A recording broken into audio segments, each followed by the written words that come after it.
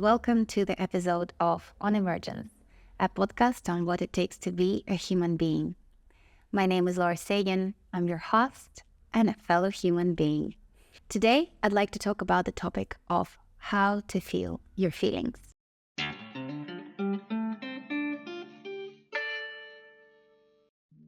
This episode is being recorded from Guatemala, namely by the Lake Atitlan in a small town known as San Marcos. So you might hear some noises on the background like traffic noises or roosters. Next to where I'm staying, there is a person who decided recently to buy a lot of roosters. So you might hear some of them singing their songs in the background. So now the noise is out of the way. Today, I'd like to talk about how to feel your emotions. Now, by the end of the episode, you're not going to know how to feel your emotions, but you may have some pointers. One of the most important distinctions is that I want to make is what emotions are and what feelings are, because emotions is something more subconscious. It comes from the subconscious. Emotions are unidentified thoughts. So you may be experiencing emotion, but you may not be aware of it. Whereas feeling can be linked a lot more frequently with a sensation in your body. And emotions and feelings are closely linked. And in order for you to understand how to feel your emotions and what emotions that you're currently experiencing, that journey could start from you first feeling your feeling.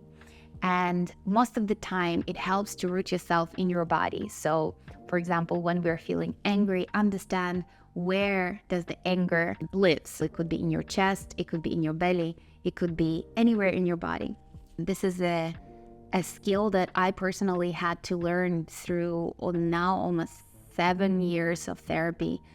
I kind of learned it along the way a few years back to understand how certain emotions manifest themselves in my body, what emotions are, but this is a learned skill. It isn't something that many people know and come out from, let's say, school graduation, high school graduation, or university graduation, knowing how to do that. It's a skill that is so useful and it isn't taught in school, and it still shocks me that it doesn't. And current system of education started honoring that a little bit more to understand that kids and young people need to understand how to identify their emotions, how to identify their feelings in order to be more in control of the reactions that those emotions and feelings produce in them. So, for example, when someone is feeling angry and they don't know that they're feeling angry, but that leads them to take certain actions, so for example acts of violence that they feel that they don't have control over, or their entire mind is being overtaken by that.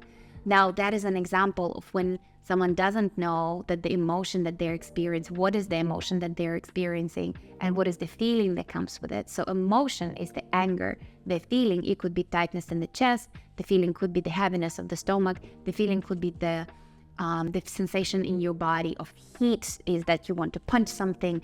Literally, when the science did an MRI scan of people experiencing certain emotions, anger showed increased temperature in the area around our chest and in our head. So that's one of the reasons why sometimes when we're feeling angry, we want to punch something. So there is an increased blood flow in those areas, there's increased temperature, there is increased attention to our body in those emotions. So this is one of the easy examples of how emotions manifest in our body. And without knowing how your body is, without knowing your body, your somatic reactions, you wouldn't know how to regulate, how to be in control of your emotions. And now, to be in control of your emotion, it does not mean suppressing them. So for example, as you're listening, or if you're viewing this episode on YouTube, I invite you to close your eyes if it is safe to do so, and feel and see and scan your body to see if there is any feeling that is present. It could be a heaviness in your stomach, it could be a buzzing in your head, or it could be a change of temperature in a certain area of your body. So just tune in to your body to understand, is there anything that manifests itself physically in your body right now? Now, if you're listening to it, let's say after a work meeting or before a work meeting or before going somewhere, being on the run, after you tuned into your body, you might have felt something. You might have felt a certain physical sensation. That certain physical sensation may or may not have a thought attached to it. That thought that created that sensation in the first place.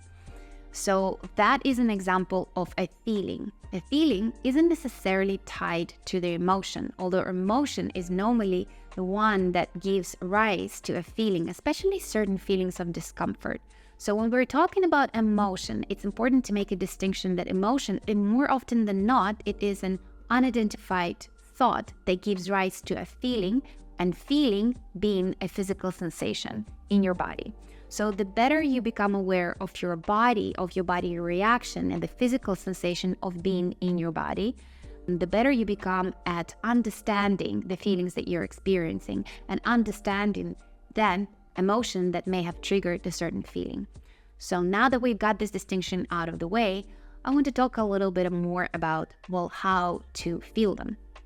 If you are to focus on the physical sensation of your body, that kind of gives you a container already to work with.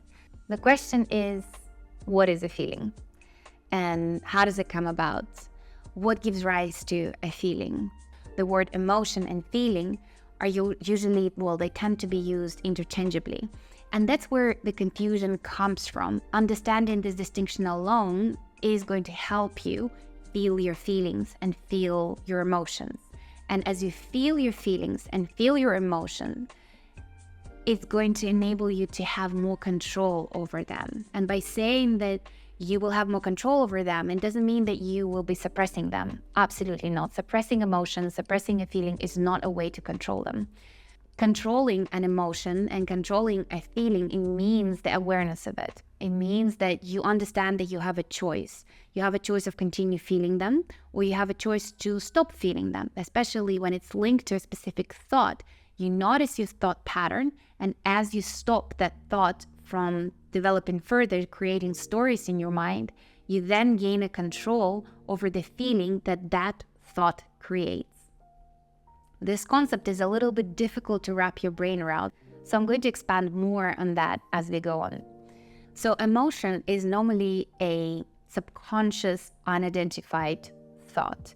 And some studies and some school of thought identify 4 basic emotions. These are emotion of happiness, sadness, anger, and fear.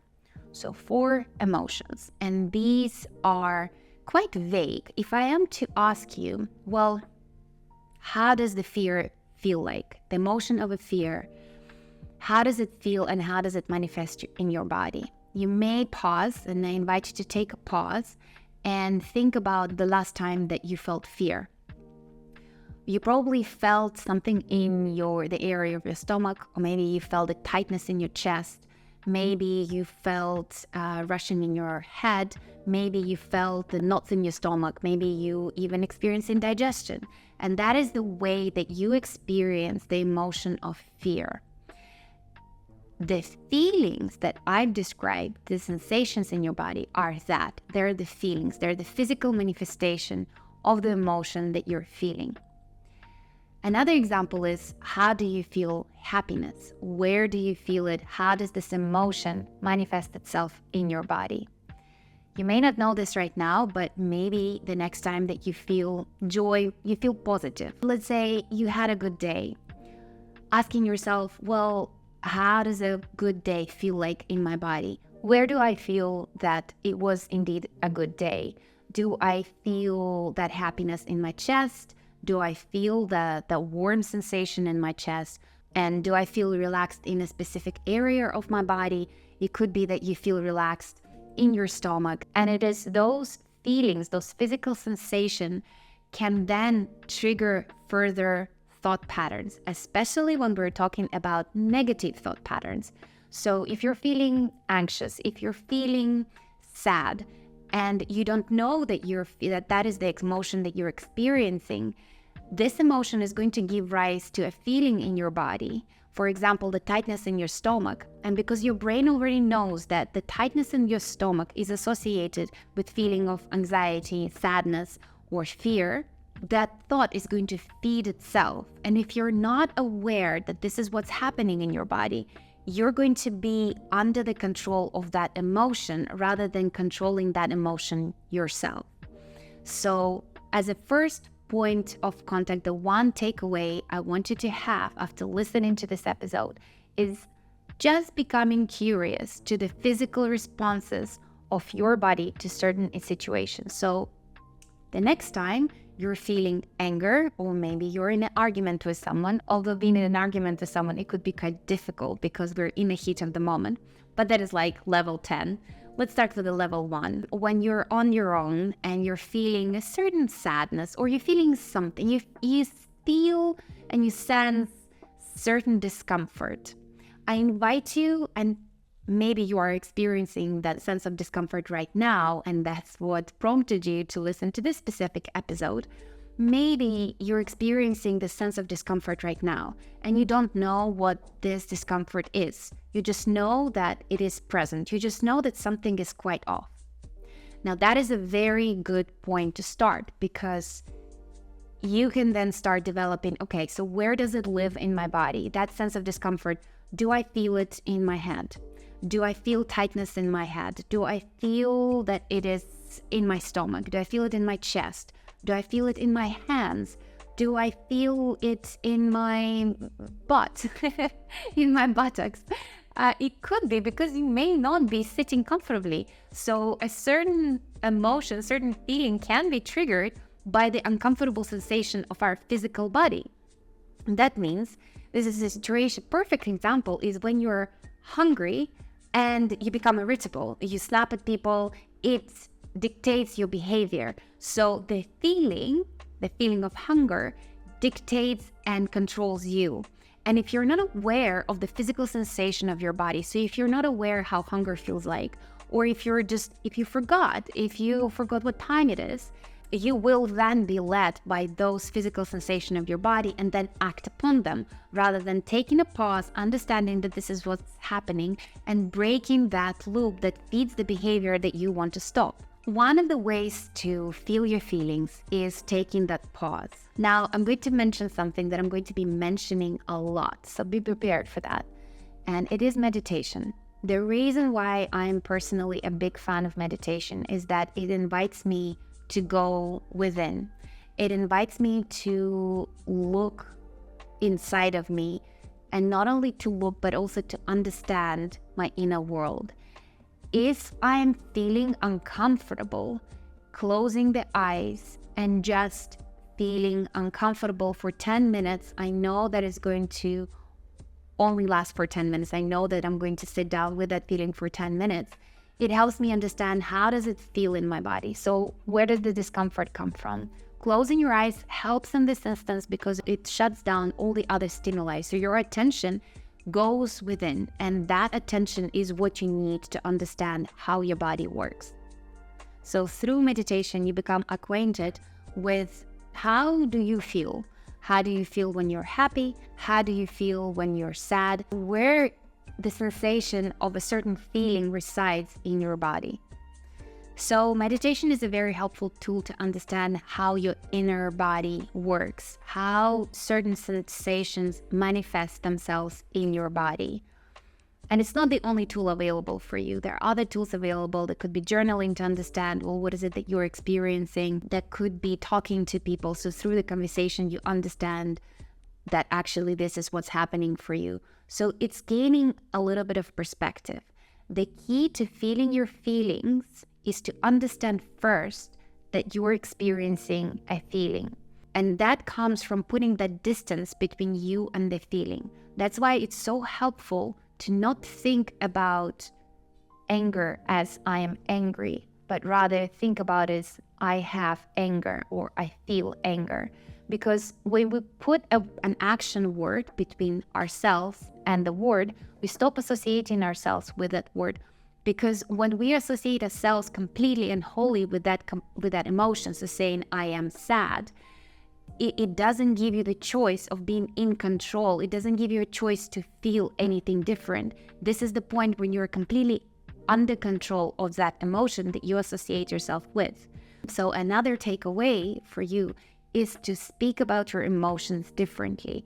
You speak about your emotions to yourself. So the next time that you feel sad, upset, angry, hungry, happy, joyful, I invite you to think and change the phrasing in your mind as yourself, so saying I, and then saying feel, and whatever you feel, whatever the emotion that you feel.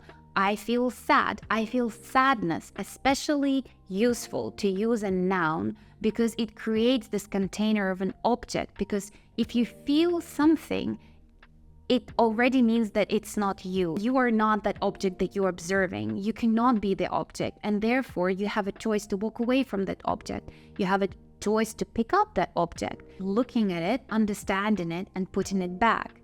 So that puts you in control, and that teaches you about how you experience certain emotions.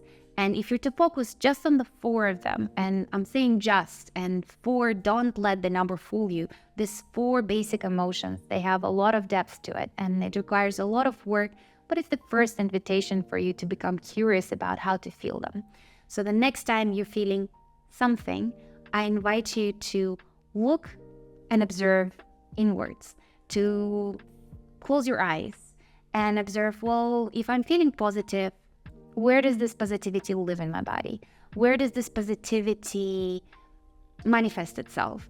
Whether this positivity is in your head, maybe you're feeling a little bit buzz in your head, a lightness in your head. Maybe you feel the corners of your mouth extending, and that's how you know that you feel happy.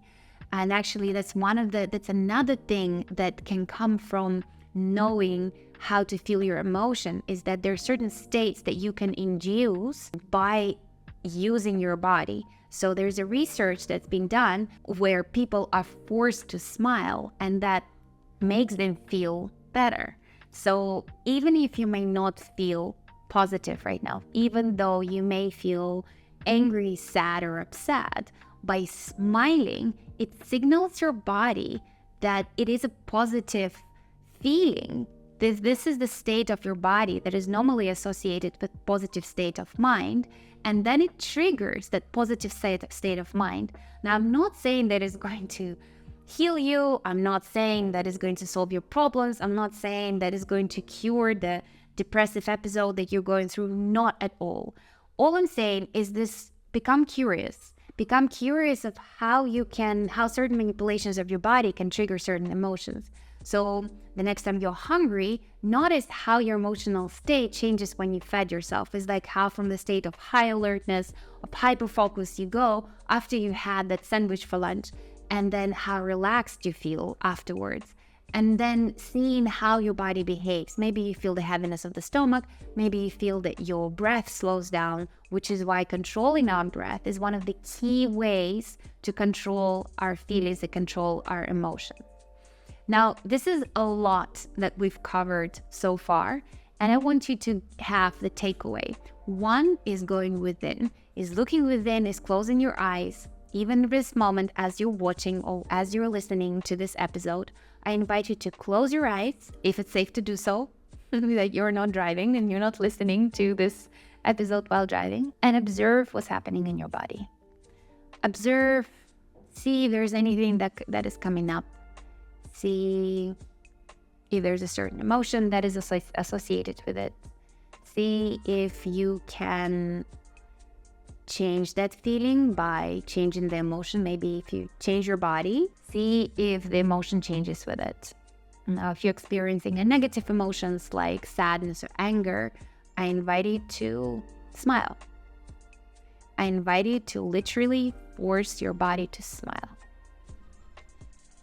And even if you think that you look ridiculous smiling, see how it feels in your body. It may not have the effect, but I invite you to try it again later in the day. So looking within and understanding how certain emotions work and sit in your body is key. One of the ways to do that is meditation. Another one is journaling. I want to dedicate an entire episode about the benefits of journaling. But sometimes journaling can be unhelpful because it requires us to use the language and certain words that can be triggering, that can trigger emotions. So if you're not trained in this kind of free flow, subconscious journaling, then journaling can actually be a trap. But if it is a technique for you to understand what is currently going on in your head, by all means, stick to it. And if this is how you normally feel your emotions and your feelings, go for it. Now, another thing that arises when it comes to feelings and emotions is in numbing patterns. And this is a very big topic. We're going to dedicate more than one episode on numbing and how we numb our emotions, because as humans, we have a lot of emotions. We have a lot of feelings, because we have a lot of stimulation coming from the outside, and we have a lot of thoughts that give rise to emotions on a subconscious level. Now, if we don't know that they're arising, if we don't know that that's what's happening in our bodies, but we feel the feeling of discomfort, we're drawn to numb that. And of course, it makes sense, because why do you want to feel an uncomfortable emotion in the first place? You want to rid yourself of, those knots in your stomach that you're experiencing before going into a meeting. You don't want to experience this kind of welling of the eyes, because you may have a certain conditioning of what does crying mean about you as a person, but not knowing that this is the discomfort that you're trying to numb by certain behaviors, and whether that being alcohol, whether it's being online shopping, it could be eating disorders, it could be smoking a cigarette, and it could be other ways. There could be other ways that you can balance and feel those emotions, and understand that actually feeling an emotion doesn't take a lot of effort, especially with practice. It's easy, it becomes easier to feel the emotion. So when you know that this is the anger that you're feeling, and you are aware of the past, that you've survived all your anger episodes or sadness episodes, that every time you cried, you stopped crying, just remind yourself of that. The next time it feels that it's going to stay with you forever, it will not. Just reminding yourself that that's going to pass, and you survived 100% of those episodes, because otherwise you wouldn't be listening to this, is already a helpful hand that you can extend yourself to in those moments.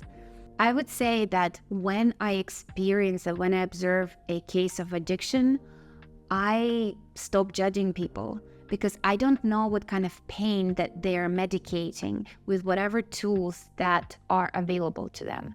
So if someone is addicted to a substance or to activity, whether it being gambling, whether it's being porn, whether it's being online shopping, whether, someone is addicted to smoking, someone is addicted to food, emotional eating is a very big thing for us. And I will talk about it more in the episodes to come. But judging other people's coping mechanism is judging people's pain. And you don't know what pain the other person is medicating with their addiction. And if you don't know how to feel your feelings, if you associate yourself with that emotional state completely and wholly as you are in that emotional state, it makes sense that you don't see any other way, that you don't see that you're actually in control of that emotion, and that emotion comes from your body. So it makes sense that people who are less aware of the fact that they're not their emotions, that they're not their feelings, that they're not their entire bodily sensations, that they resort to numbing patterns.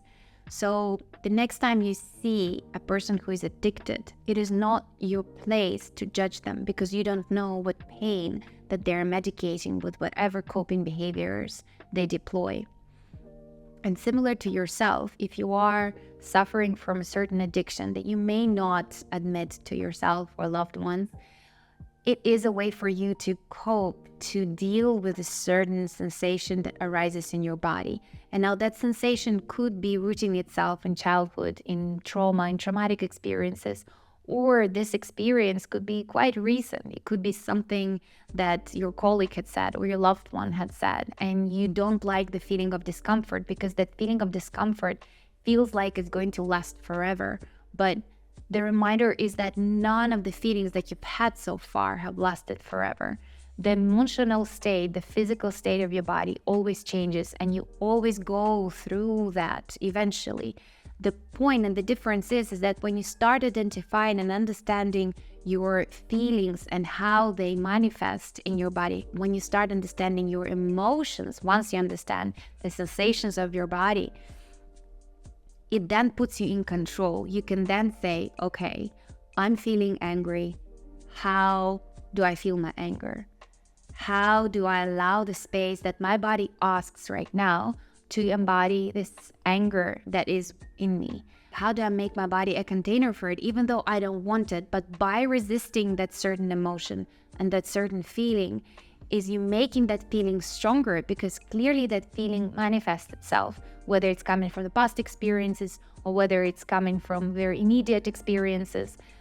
It doesn't matter. That feeling needs to come through. And the more you resist it, the bigger and the stronger the feeling becomes. It's very much like going to the gym and exercising. The heavier the weight, the more resistance that you increase, the stronger the muscle becomes. The feelings work in a very similar way, is that if they're being unacknowledged and shoved away, they become stronger. It doesn't mean that you necessarily start feeling them more consciously, but they will increase in the impact that they create in your body, and they become a lot stronger.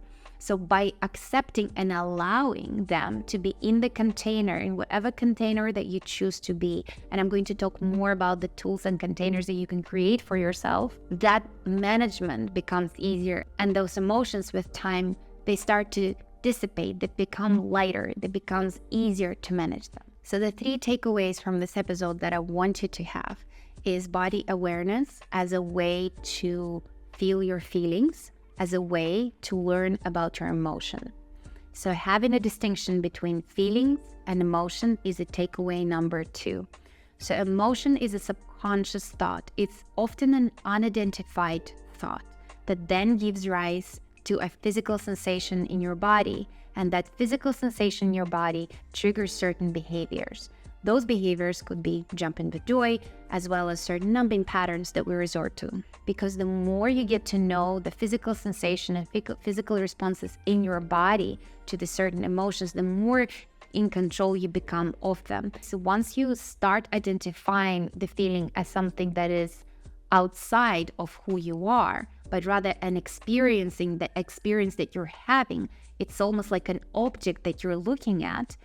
It puts you in control, because then you have a choice of either giving it space, giving it a container to experience it. So whether the container being journaling about it, talking to a friend, whether it's throwing something against the wall, doing it consciously and mindfully, that you are giving yourself permission, that you are creating that space for yourself to look at this emotion. And looking at this emotion could be also, let's say, engaging in art, or writing, or just doodling on a piece of paper.